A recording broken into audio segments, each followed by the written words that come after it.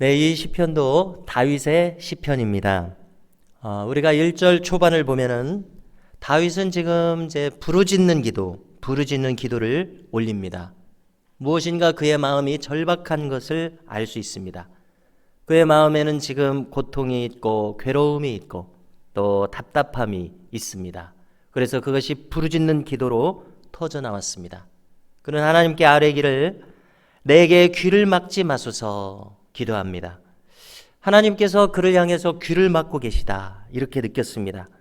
다윗을 외면한 것처럼 보이시는 하나님, 다윗에게 침묵하고 계시는 하나님, 참으로 그에게 있어서는 답답한 상황입니다. 이대로라면 그는 또 무엇이라고 기록했습니까? 그는 마치 자기가 죽은 목숨처럼 느낍니다. 이렇게 절박하고 간절한 마음은 그로 하여금 지성소를 떠올리게 만들었습니다. 자, 지성소는 그 의미를 살피면은 하나님께서 말씀하시는 곳이라는 뜻을 가집니다. 하나님께서 말씀하시는 이 지성소를 향해서 그는 두 손을 들고 간구합니다. 정말로 하나님의 말씀을 듣고 싶기 때문에 그렇습니다. 지성소는 본래 모세가 하나님과 대화하던 곳입니다. 그곳에는 말씀의 상징인 십계명 두 돌판이 법궤 안에 들어 있습니다. 자기에게 정녕 말씀하시기를 원하는 마음으로 지성소를 향해서 그는 부르짖고 있습니다. 자, 다윗이 이렇게 하나님의 응답이 없이 답답해하는 이유는 3절에 있습니다. 다윗이 이렇게 삶이 답답하게 펼쳐진 것은 악인들 때문이다 기록합니다. 그가 기록하는 악인들의 특징은 무엇입니까? 그들은 기만적입니다. 겉이 다르고 속이 다릅니다. 그들은 사람들을 대할 때 웃는 낯으로 인사하면서도 속으로는 악독함을 품고 있다고 지금 기록합니다. 다윗은 그것을 경험하면서 그 피해를 입은 사람입니다. 대표적으로 우리가 떠올릴 수 있는 것은 사울왕입니다. 그는 사울왕에게 이런 괴로움을 당하기 시작해서 10년 동안이나 지속적으로 이와 같은 괴로움을 당했습니다. 자, 다윗의 생각은 이것입니다. 하나님의 공의로우신 심판이 마땅히 그렇게 악을 자행하는 사람들에게 내려져야 된다 이렇게 생각합니다. 그들의 악행대로 갚으소서, 행한 대로 갚으소서, 이것이 다윗의 기도에 포함되어 있습니다. 그 사람들은 하나님을 경외하지 않는 사람들입니다. 자기가 하고 싶은 대로 사는 사람들입니다. 자, 우리도 비슷한 것을 경험한다고 생각하는데요. 우리가 살아가면서 마음의 괴로움으로 다가오는 것 중에 하나는 악한 사람들이 득세한 모습입니다. 그래서 하나님은 참 멀게 느껴지고 악인들이 공고한 세력을 잡아서 흔들림 없는 모습, 그들의 세상처럼 보이는 모습입니다. 어느 세월이나 돼서 새로운 세상이 올 수 있을지 너무나 막막하고 맥이 빠지는 그런 마음을 우리가 경험하는 것 같습니다. 어쩌면 일제 강점기에 그렇게 느꼈을 것입니다. 로마 박해 시대에 그렇게 느꼈을 것 같습니다. 또 미국의 흑인 노예들이 끝없는 세월이 그처럼 억압된 삶으로 이어질 것이다 그렇게 느꼈을 것 같습니다. 오늘 이 시편은 이처럼 절망적인 상황을 그대로 기록하고 있습니다. 자, 그런데 우리가 이 시의 마지막까지 보면은 이러한 절망적인 상황으로 이 시편이 끝나지는 않습니다. 이 시가 결국 악인들의 승리로 끝나는 시가 아닙니다. 희망이 없이 암담하게 끝나고 말지 않습니다. 만약에 하나님이 안 계시다면 이렇게 암담한 미래로 끝나겠죠. 그러나 다윗은 여기서 공의로우신 하나님을 떠올립니다. 신자들이 가장 마지막에 의지할 수 있는 의지처는 하나님임을 믿습니다. 다윗은 정녕 이 하나님의 정의가 이루어질 것을 믿고 있는 사람입니다. 그래서 그는 5절처럼 말합니다.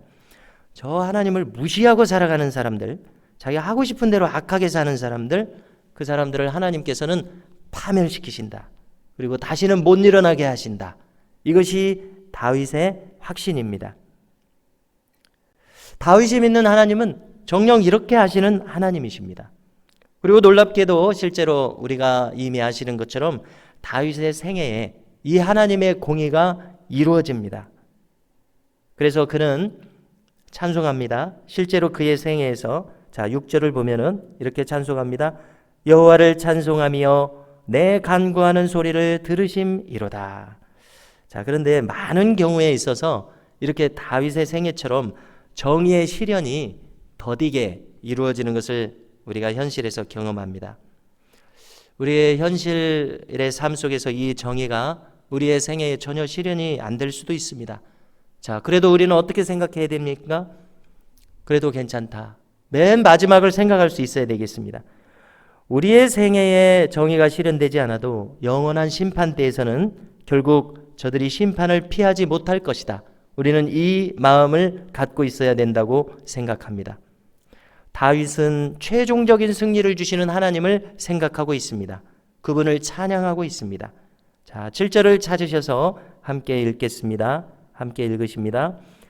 여호와는 나의 힘과 나의 방패이시니 내 마음이 그를 의지하여 도움을 얻었도다. 그러므로 내 마음이 크게 기뻐하며 내 노래로 그를 찬송하리로다. 아멘. 자, 이어지는 9절에서도 다윗은 승리를 주시는 하나님을 노래합니다. 하나님은 힘이시고 요새시고 구원자시고 또 자신의 산업에 복을 주시고 또 목자가 되셔서 영원히 자신을 인도하는 하나님이시라고 고백합니다. 성도 여러분, 참으로 다행스러운 것은 하나님께서 이렇게 다윗의 생애에 하나님의 자비로우심을 그 결과로 보이셨습니다.